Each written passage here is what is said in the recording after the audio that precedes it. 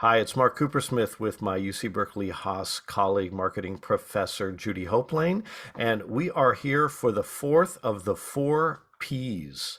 Four P's, and we're going to cover them all, Judy. What are our four P's? Starts with product, then price, then place, and now we're going to talk about promotion. Promotion. Now, for me, it's interesting. When we talk about marketing, a lot of people think of promotion as that element, as kind of what they think of. It's advertising, it's PR, it's all of those things. But as we've already seen, it's just one of a number of these different tools in the marketer's toolkit. And if we think of marketing holistically, right? Exactly right. And yeah, people think of Mad Men, right? And the glory days of advertising when they think of marketing, and you're exactly right. It is more than that. And it is that. And oftentimes people, and we'll get into this when we talk more specifically about the promotions P. People sometimes think that a sale is a promotion and getting the word out about the sale is the promotion, but the sale itself, what you do to price, is not the promotion P, it's the price P. So these P's are, you need to watch your P's and your Right. Q's. What your P's and your Q's, right? And where does that sale take place? Is it online? Is it in a store? Is it in a special section? I mean, Right. so and what products are you including in all of that? And maybe it's different bundles. So if we think back around all of that, you're promoting that sale, but maybe the product's slightly different, or the way you've bundled it, you've priced it differently, and where you offer that may also vary based on what your objectives are. Exactly So right. all of this comes together, which is what every good plan deals with, right? How do we bring it all together? So, with that, Judy, let's talk promotion. All right. So the promotion P, it's how they hear about you. So importantly, it's something you're saying in that getting the word out, but this is really about getting the word out. So once again, this should look familiar by now. We're going to start with the marketer's toolkit or the marketing mix, as we call it. And now we're focusing on promotion. Now we can see the arrows in our quiver when it comes to promotion. Advertising first and foremost. Yes, it's what we know. It's what we tend to think of when we think of marketing.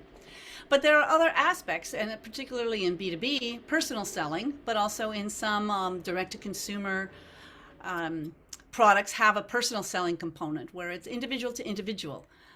Sales promotions, we're going to talk about that too. That is getting the word out about a sale specifically, as opposed to more general advertising, which we'll look at in a minute, which might be about a sale, but it might also be more about brand building and awareness building and PR, like you mentioned. So all of those are the components, the levers that we can pull when it comes to the promotion P in trying to reach our target persona, that other P, that's not one of the four, as we are getting the word out about our offering, what it is we offer to the marketplace.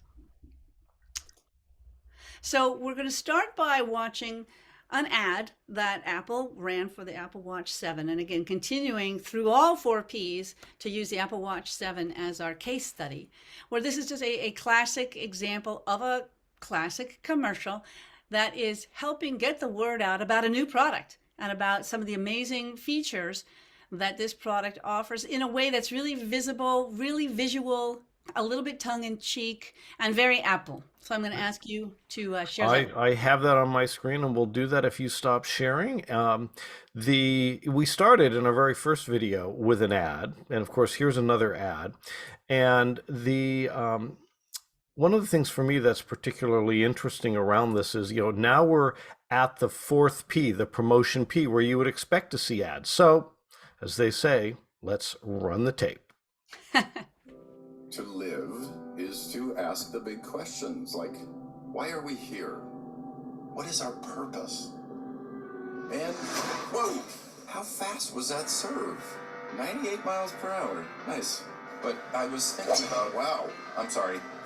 Hi there. How far was that drive? 250 yards? But I'm talking about mysteries, like, wait, are you taking an ECG here? And you're taking one here. Are you taking an ECG next to a pinata? Heads up! Oh, hi, we're surfing. Wow, that's just impressive. Wait, how many waves you get? 15 waves. Whoa, where are we going now? You look like you've got a question. How far am I going? Hey, who's talking? Hey, where are you going? Am I the only one who just saw that? Is he okay? I'm okay. He's okay. Oh, good morning. How'd you sleep? Why are you checking your blood oxygen level? Oh, that's why. Okay, let's get back to the big questions. Like, are the mysteries of the universe out of reach, or can we discover the answers through the power of meditation? Oh, come on now. You know you're levitating, right? Sorry, don't mind me. Anyway, there are questions, and it seems like your watch has all the answers, which is cheating. I love that. Yeah, Love that's that. great. All right, back to you. I'm gonna stop share here.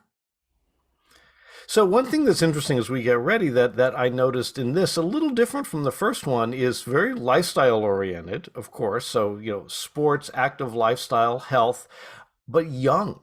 All of our protagonists in these ads were all young, whereas previously we had a much broader age range. Now, I'm not sure if that's targeting in this particular instance or perhaps where this particular ad was shown, but for me it was interesting because as we talk about who we're targeting, our personas, there was some pretty distinctive, tight targeting there. I think it's a great observation. And yeah, that first sort of introductory Apple Watch video that we watched in the beginning of this series was very, like you said, much more diverse in terms of age and types of situations. In this one, this is really very, very focused on activities, right? Tracking your activities, measuring performance, measuring your blood oxygen, taking an EKG. Those are activities, that are health related, but they are very much focused on measuring performance. Right. Versus Well, and sleeping. this whole concept of the quantified life is, Exactly. I mean, it talks much more to that stakeholder group that we just saw than the much broader one where elements of that just may not be the way that they run their lives. I think that's right. Yeah. I think, and also there's a couple of other things I wanted to touch on that this ad highlights, besides using a sense of humor, to kind of trying to raise the big questions, but then always being distracted by actually performance of individuals, whether it's hitting a golf ball or it's a tennis serve. And there was one little safety vignette, but it was very minor, unlike that introductory video that we watched.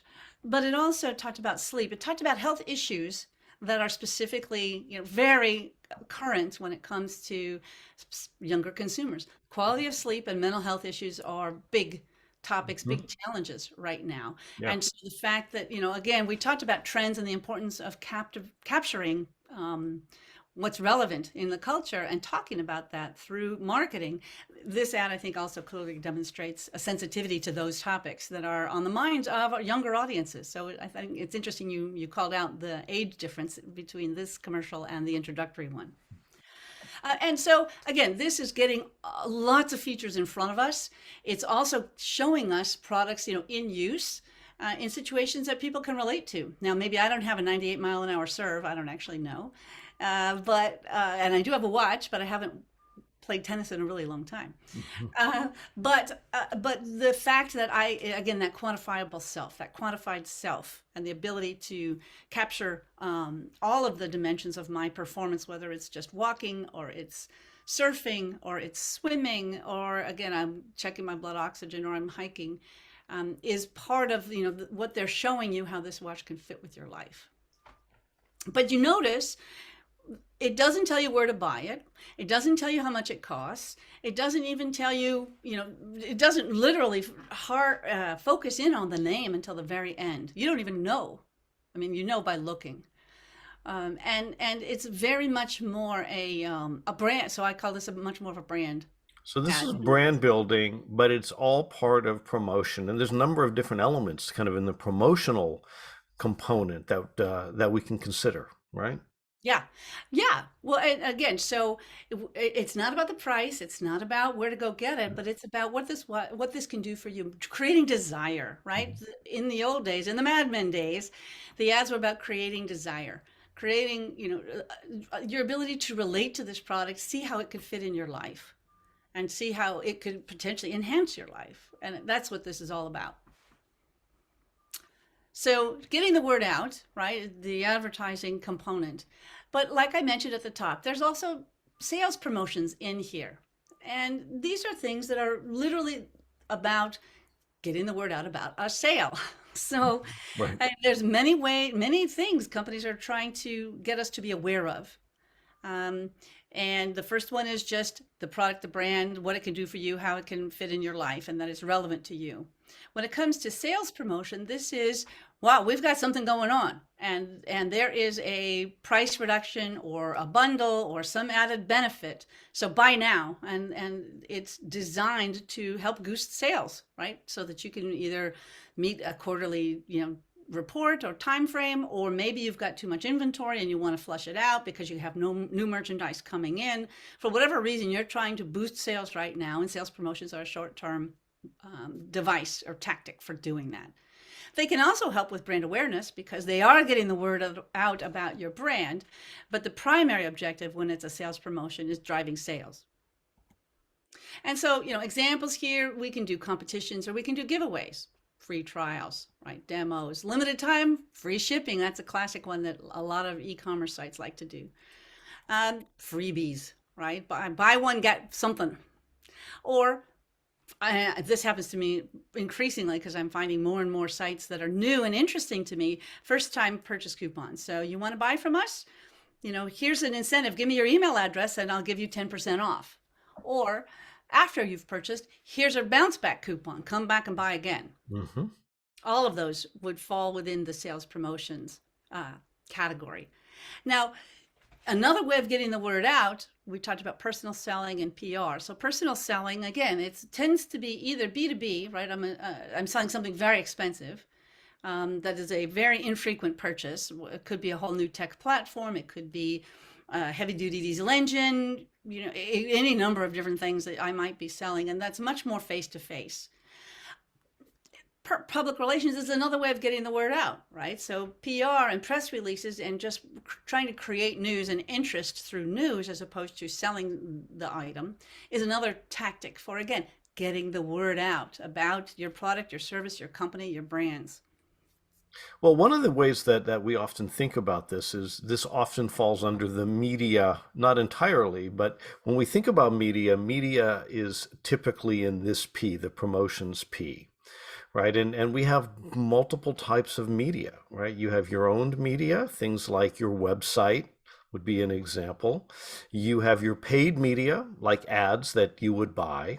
And then you have your earned media. And it was your comment about PR that got me thinking about that because organizations, news outlets, social media won't necessarily cover this. You have to earn it. They have to find it interesting. They have to find that you've done something newsworthy or that may be interesting to their viewers or watchers. So as we think about media, we've got a broader cross-section of that. We're not going to have a chance to identify and spend more time on that in this brief series, but that whole element of owned, earned, and paid media is part of what we think about when we build a go-to-market plan. And I know that's part of the way that you help construct those when you work with companies of all sizes.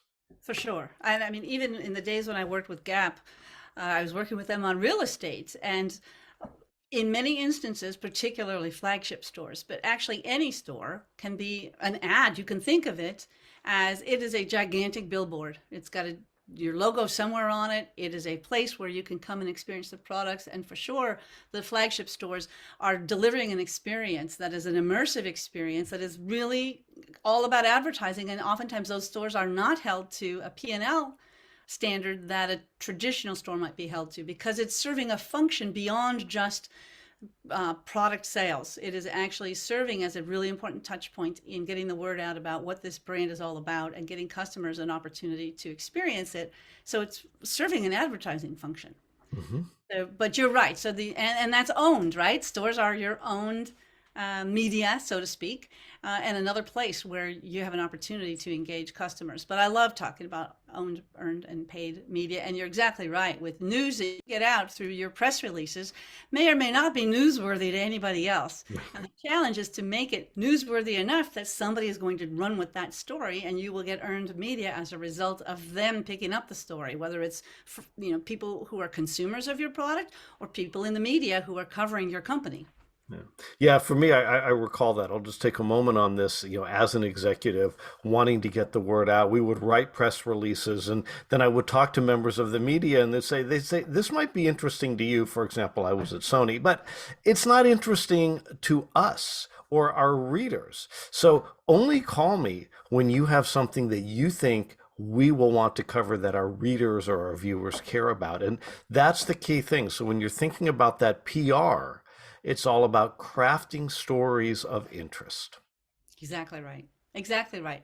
Now, I was going to add one more touch point here on digital because digital counts, right? So promotion, um, there's many different ways to get the word out digitally. It's not just the old days of, print, placements in print or TV commercials or billboards or other outdoor, right, placements. I mean, online is obviously hugely important when it comes to promotions, and we've shown two videos during this little vignette, the series of videos that we're doing here, Mark, and they are on YouTube.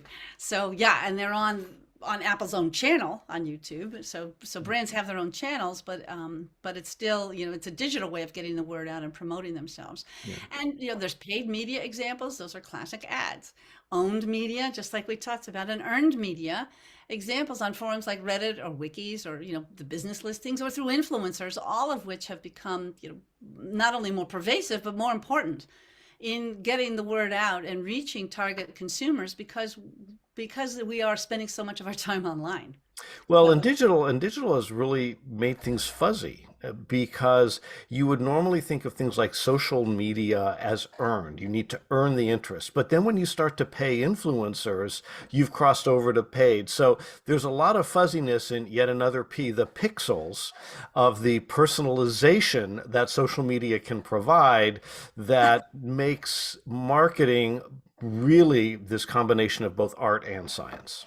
it's exactly right. And it's dynamic, right? It's going to keep changing. So, one of the fun things and challenging things about marketing is keeping up with it, right? Keeping up with these changes, what technology is allowing us to do, and how some of these lines are blurring. So, as we wrap up, we have gone through our 4 Ps: product, price, place, and promotion. How does it all come together? We're going to come back in our final video, revisit that customer funnel or customer life cycle, and pull together some takeaways that you'll be able to apply to the projects and the concepts that you're developing. We'll see you soon.